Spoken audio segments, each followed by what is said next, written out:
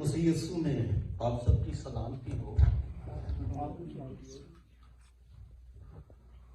शुक्रगुजार हूँ आपका इज्जतमाब पादरी तारिक जुवैद साहब, जनाब इज्जतमाब पादरी सलीम दाऊद साहब और कलीसिया कि आपने ये मौका दिया कि आपके दरमियान में खुदा का कलाम जो है वो बांटने वाला बन सको। इसके लिए मैं खुदा का शुक्र अदा करता हूँ। कलाम जो आज आपके दरमियान में मैं पेश करने जा रहा हूं वो लानतों और बरकतों के बारे में है। बहुत कुछ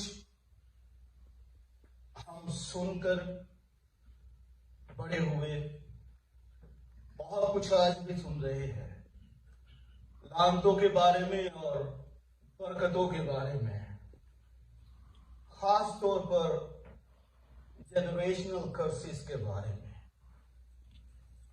फाइनेंशियल कर्सेस के बारे में।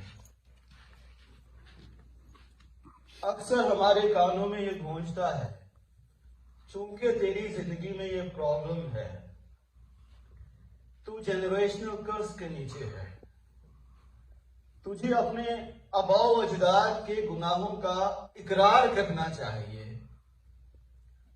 ताकि तू इस कर्ज से आजाद हो जाए। चूंकि तुम दया यकीन नहीं देते हो, इसलिए तुम फाइनेंशियल कर्ज के नीचे हो। और बहुत कुछ हमें इसके बारे में सुनना पड़ता है, सुनने में आता है। सोशल मीडिया भरा हुआ है। खुदाम पुलपट पर खड़े होकर लानतों के बारे में हमें बताते रहते हैं। आमतौर पर नस्ली लानतों के बारे में और खास तौर पर फाइनेंशियल कर्ज के बारे में, लानत के बारे में कि हम दया यकीन नहीं देते, इसलिए हमारा घराना तरक्की नहीं करता, कारोबार तरक्की नहीं करता, हाथ की कमाई में बरकत नहीं है। और बाज तो यहां तक कह गुजरते हैं, चूंकि तू दया यकीन नहीं देता इसलिए तेरे घर में मिसकैरेज भी हो गया है, तेरी औलाद भी नहीं बची है। बहुत कुछ है। जब हम सुनते हैं कि हम पर जो बीत रही है ये हमारे आबाओ अजदाद की वजह से है, हम कुछ हल्के भी हो जाते हैं, थोड़े गमगीन भी होते हैं, थोड़े हल्के भी हो जाते हैं, क्योंकि हमें हमारी नाकामी अपनी नाकामी नहीं लगती, बल्कि हमें अपना जुर्म दूसरे पर डालने के लिए कोई शख्सियत मिल गई है कि मैं अपनी वजह से नाकाम नहीं हूं, बल्कि मेरी नाकामी का सबब जो है वो कोई मेरा बाप दादा या कोई जद्दे अमजद में से था।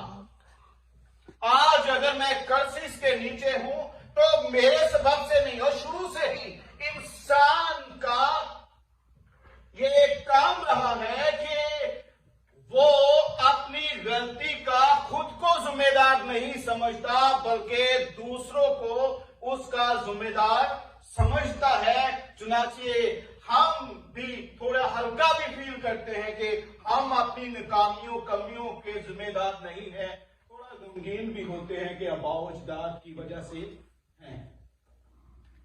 लेकिन ऐसा हरगिज नहीं है। हिजकिय्याह की किताब और उसका 18वां बाब जो है वो इस अमर में बयान करता है, इस्राइल जो है वो अज़ाइल में चला गया, यहूदा की सल्तनत, कुछ लोग पीछे थे, तो लोगों ने अजीब अजीब बातें कहनी शुरू कर दी।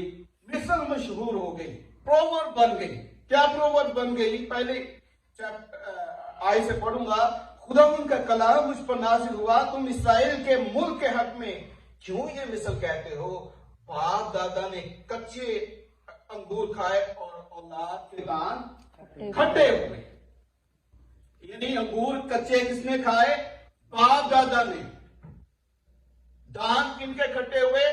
औलाद के। यानी करे कोई थे, परे कोई। खुदा फरमाता है, मुझे अपनी हयात की कसम कि तुम फिर इसराइल में ये मिसल ना कहोगे। देखो सब जाने मेरी हैं, जैसे बाप की जान वैसे ही बेटे की जान भी मेरी है। जो जान गुनाह करती है वही मरेगी। ना बेटा बाप के गुनाह का बोझ उठाएगा और ना ही बाप बेटे के गुनाह का बोझ उठाएगा। तो यहीं पर खुदा ने इस बात को क्लियर कर दिया कि जो जान गुनाह करती है वही मरेगी। बेटा बाप के गुनाह का कर्ज नहीं अदा करेगा और बाप बेटे के गुनाह का मुजरिम नहीं होगा। और तुम इसराइलियों जो ये कहते हो बाप दादा ने खट्टे अंगूर खाए, कच्चे अंगूर खाए, औलाद के दान खट्टे हुए, मैं इस मिसल को ही बदल दूंगा। उन्होंने मिसाल बना ली। और अगर आप इस चैप्टर को पढ़ेंगे तो आपको पता चलेगा कि असल बात यह थी कि वारे तेरा इंसाफ करे कोई और भरे कोई। ये काहे का इंसाफ? करे वालिदैन और भरे हम। खुदा ने कहा नहीं, जो जान गुनाह करती है वही।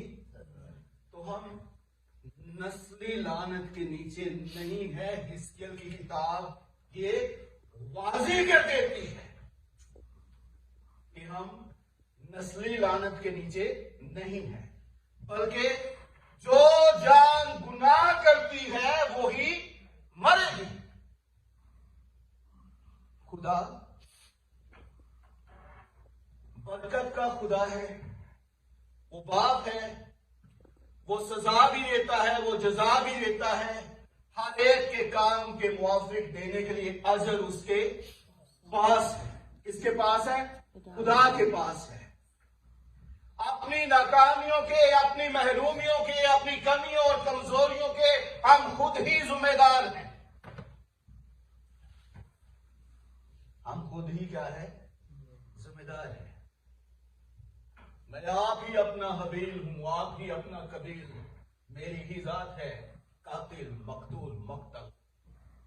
मैं खुद ही जिम्मेदार हूं। मैं खुद ही क्या हूं? जिम्मेदार हूं।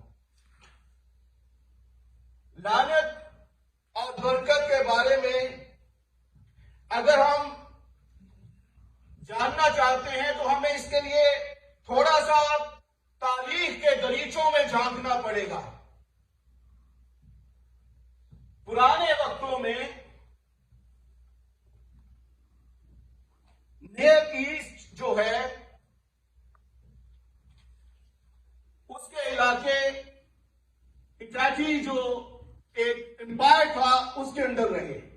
मिस्र, असूर, कुनान के इलाके। तो यहां पर उन्होंने एक पैक्ट को मुतारिफ कराया जहां पर जिसे सुज़ैरन वेसल ट्रीडी कहा जाता था, जिसमें एक बड़ा बादशाह जो था वो एक छोटी सल्तनत के बादशाह की हेल्प करता था और फिर उनके साथ वो एक मुआहदा बांधता था, एक मुआहदा करता था।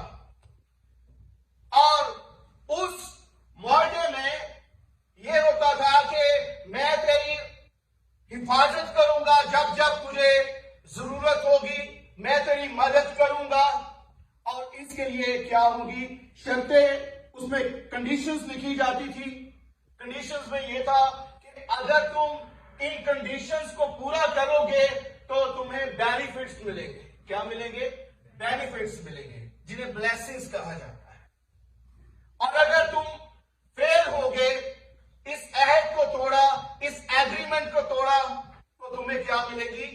सजाएं मिलेंगी जिन्हें लानत कहा गया है। और उसके मुआहदे के आखिर में जो था वो देवताओं के नाम होते थे। शुरू में उनके जो शुरुआत होती थी बड़े इज्जत के अलकाब से बादशाह को नवाजा जाता था, और एंड में उसके आखिर में गवाहान जो होते थे वो मौजूद होते थे। जब खुदा ने इसी तरह का जो मुआहदा है एक बड़े बादशाह के तौर पर जिसने इनको मिस्र से छुड़ाया था, फिरौन से छुड़ाया था, इनके साथ मुआहदा किया, और उस मुआहदे की कंडीशंस में ये रखा कि अगर तुम इन कंडीशंस को पूरा करोगे तो आपको उसके ये बेनिफिट्स मिलेंगे जिन्हें बरकतें कहा गया, और अगर तोड़ोगे तो उसकी ये सजाएं होंगी जिसे क्या कहा गया, लानतें कहा गया। यानी अहद की लानतें। किसकी लानतें? अहद की लानतें। और आहद के गवाह किसको बनाया? कि आज के दिन मैं आसमान और जमीन को गवाह बनाता हूं। खुदा ने कहा किसको गवाह बनाता हूं? आसमान और जमीन को गवाह बनाता हूं।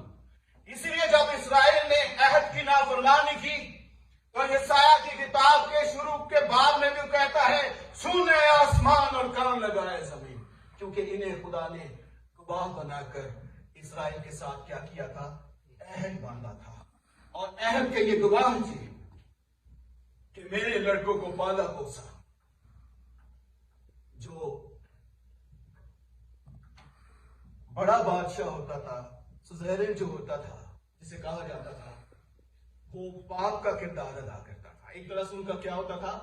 बाप होता था, जो प्रोटेक्ट भी करेगा, मदद भी करेगा, हर तरह से उन्हें चीजें बेनिफिट्स भी देगा। तो इसलिए कहता है मेरे लड़कों को पाला पोसा। तो इस्राएल जो है वो उस मुआहदे पे चूंकि कायम न रहा तो अहद की लानतों के नीचे आ गया। किनके नीचे आ गया? अहद की लानतों के नीचे आ गया। इसका एक नमूना मैं आपको देता हूं, वो दाऊद की जिंदगी है।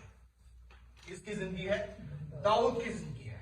दाऊद ने अहद को तोड़ा, उसने खून किया, उसने पराई औरत जो उसकी बीवी नहीं थी, किसी और की बीवी थी, उसको लिया। चुनाचे दाऊद जो है वो अहद की लानतों के नीचे आ गया। और अहद की लानतों में क्या था? नंबर 1, तलवार तेरा पीछा करेगी। वो अपने बेटे अबीसलूम के आगे भागा। नंबर 2, तेरी बीवी या दूसरे को दी जाएंगे। उसके बेटे अबीसलूम ने उसकी हरमों को लिया। नंबर 3, देश निकाला, उसे अपना तख्त छोड़कर यरदन के पार भागना पड़ा। यह अहद की लानतें थी। ये क्या था? अहद की लानतें थी। दाऊद की जिंदगी इस्राएल के लिए बड़े मायने रखती थी। उन्हें पता था हम नाफरमान हुए हैं, हमने अहद को तोड़ा है, और दाऊद की तरह हम भी एक्साइल में चले गए हैं। लेकिन दाऊद की रेस्टोरेशन में, वापस बहाली में, तख्त पर बैठने में उन्हें यह नजर आता था, बहसीत कौम हम भी जो है वो रेस्टोर होंगे और बहाल होंगे। क्यों?